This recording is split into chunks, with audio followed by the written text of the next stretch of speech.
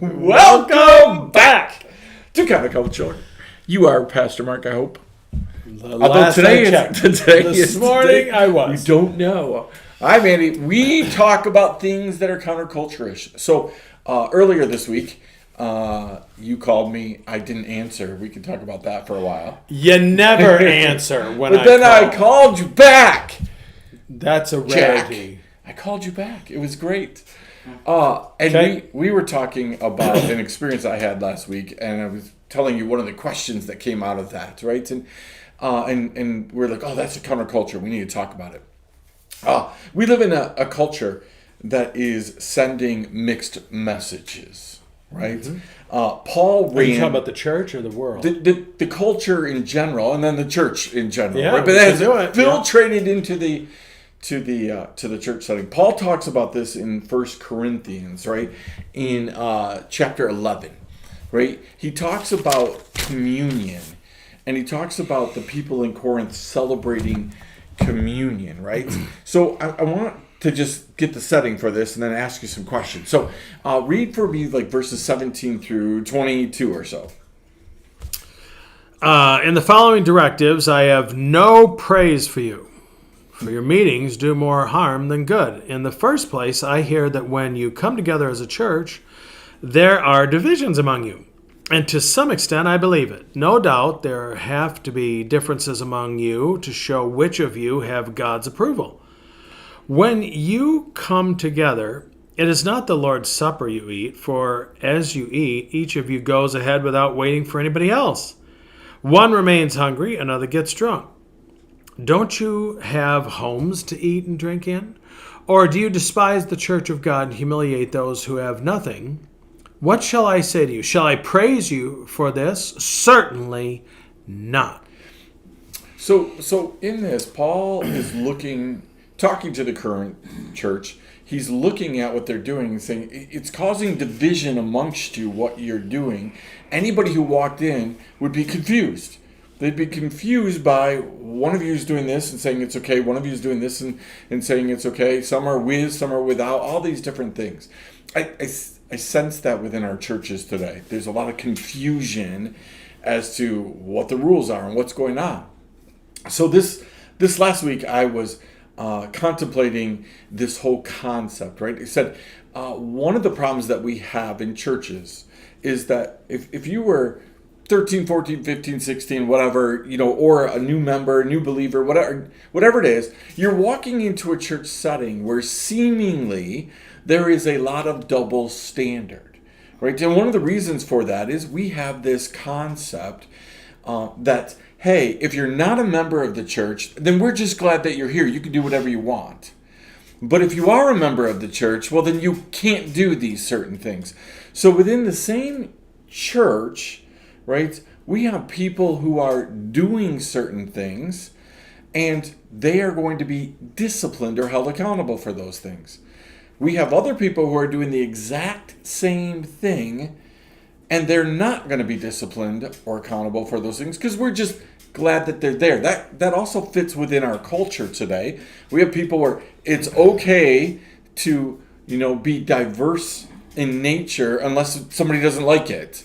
Right? And so it's okay in this moment to do this, and in this moment it's not okay to do this. So there's a real problem within the church, and people who are looking at these inconsistencies are going, what's the deal with this? So a lot of talking right there. We've already talked about it, so you've had some time to think about this counterculture, right? But as you think about this, do you see the same thing that I'm seeing? And maybe expand upon that for a second.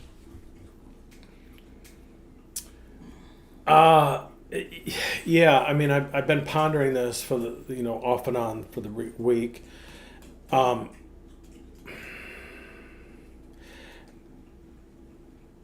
There's certainly something to say that the church needs to be a hospital for the hurting. Mm-hmm. I don't go to the hospital unless I'm wanting to I got a problem. Yep. Don't go just hang out at the hospital. Hopefully, when someone walks through the door, they are seeking some sort of, they're seeking something. Mm-hmm. Mm-hmm. And hopefully it's the Lord. here's the thing that hits me. Where's the incentive for becoming part of the family, so to speak, if I can still come get all the benefits without having to take part? That reminds me of something going on in our country right now. Anyway, I don't have to actually become a citizen. Right. I can just come in, just get whatever I want. Now, I'm going to probably make some people mad with that comment. But putting it in the context of the church, we're going to have young people who are going to say, number one, young people do not join anyway. Right. They're non-committal. Many young people, not all, many young people today are non-committal. That's what we hear in all the stats, everything. They're not going to join because they're not joiners.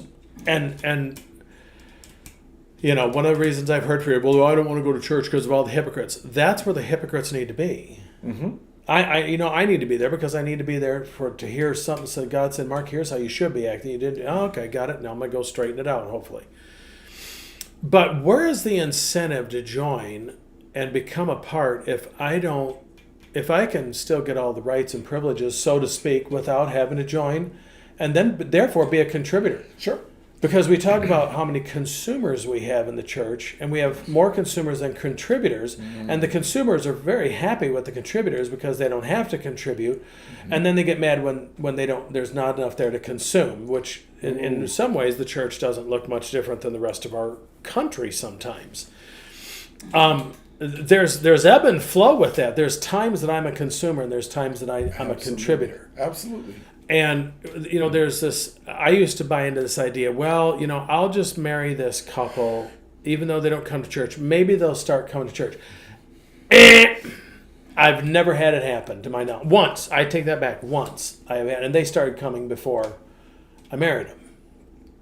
Okay, and so, maybe twice now that I think about it. But this idea that, well, would you marry? Well, maybe if I marry them, they'll start coming to church. Very, very, very low return on investment with that. It just doesn't work. They're looking for a place to get married. That's all they want to do. Yep. They want some stamp and so of approval. why would I join? Because I can keep living the way I want to live, and there's no expectations put on me. Here's where it has challenged me this week, Andy, is the Lord asking me? Here's what I find so interesting. I will find church people that love the Word of God, but look what Paul says: "In the following directives, I have no praise for you." Yep. Oh my goodness! How many pastors would get up and say to their church, "You know what? I have no praise for you because you're living like heathens. I can't tell the difference between you church people and the people that are out in the world." So that's I can't see the difference. Well, that's the question. The question is, can our young people growing up, looking at what's going on in the church, can they see a difference? Exactly. Right? And again, I understand that there's a lot of people out there, a lot of pastors who, take the idea like, hey, we're going to let them come into our church. We're going to let people come into our church, and they're going to hear the truth, and then hopefully they'll respond to it. But the truth of the matter is, which is good in theory. It's great, but it doesn't happen. It doesn't happen. Right? It rarely ever happens because people justify why their situation is different. So you can sit there and you can talk about gossip until you're blue in the face. Yeah. And you can be looking right at somebody and you can say, you have a problem with this, and they'll totally think you're thinking to somebody else. It's the person that said to the pastor after church, so Pastor, you preached about two of my favorite things. He goes, yeah, really? What's that? He goes, about 20 minutes. Yep. And about other people's sins. Yep. We totally miss it. That's the whole idea. The idea that people are going to sit in church where they're doing all the things, like you said, that other people are doing, and that they're going to listen to the pastor say, hey, you got to work on this, and they're going to think that it applies to them. It doesn't happen. I mean, we watch it in our culture as a whole all the time. People on the news who are calling out somebody else's hypocrisy while they're being a hypocrite. Yeah. Isn't there something about that, a log and a speck in there kind of thing? Yeah. Blank and a speck, yeah. So we have this we have this confusion that's within the church, right? Of, wait a second, we're telling our young people that if you're like this, you can practice sin, be in sin, and still participate. But if you're like this, you can't, right? Mm-hmm. It's a very confusing thing, right? So what should be a better way of handling it? Well, if I'm, and I've thought about this as you and I talked about it earlier this week, and I thought it's going to happen. It's going to happen one day or another. And I certainly, I get this.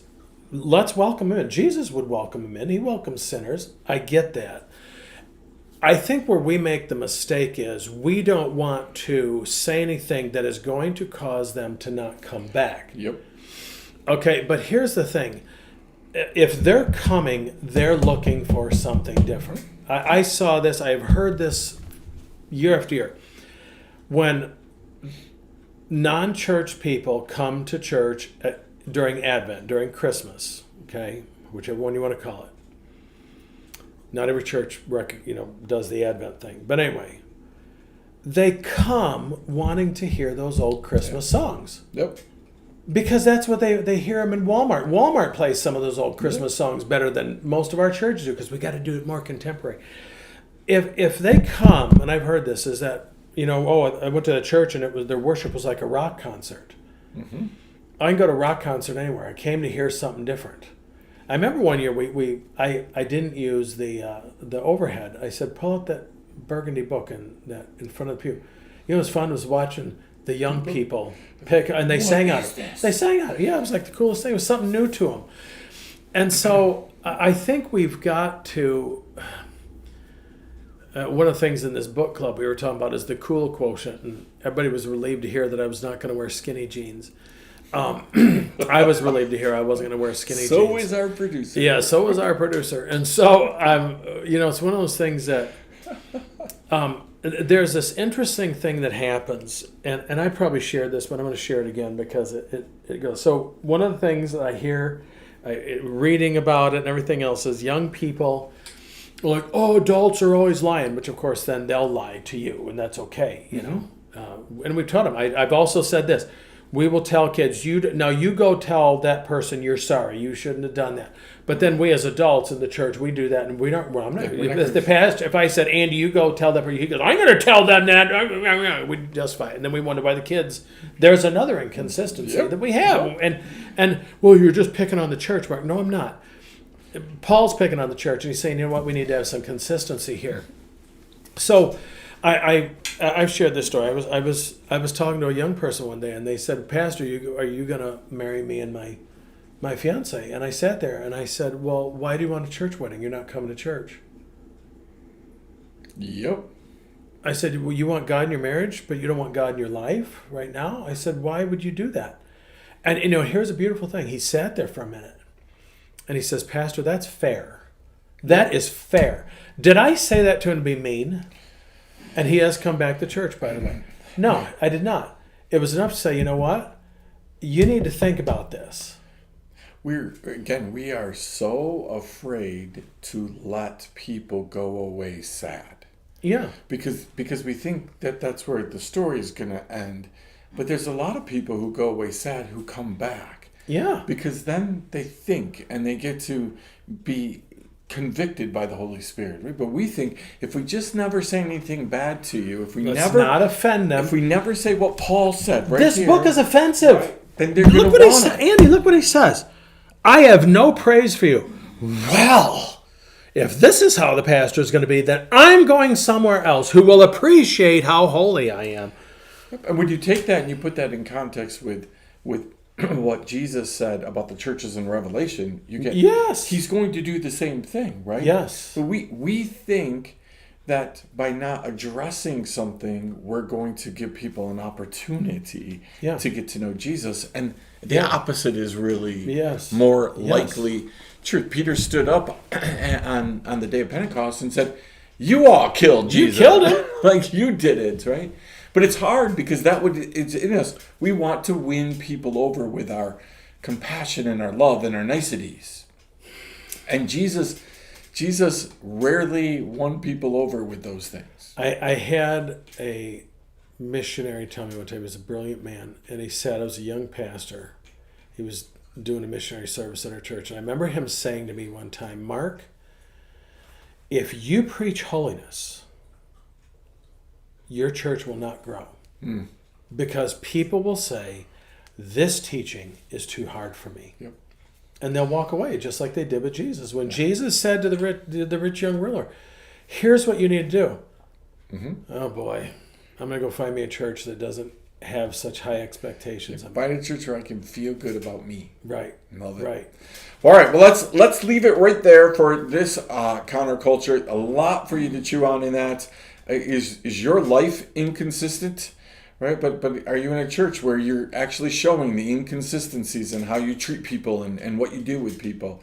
Right? Like, again, we're not perfect. We're not going to be perfect, right? But we're moving towards that idea of being perfected and get more and more consistent, hopefully, right?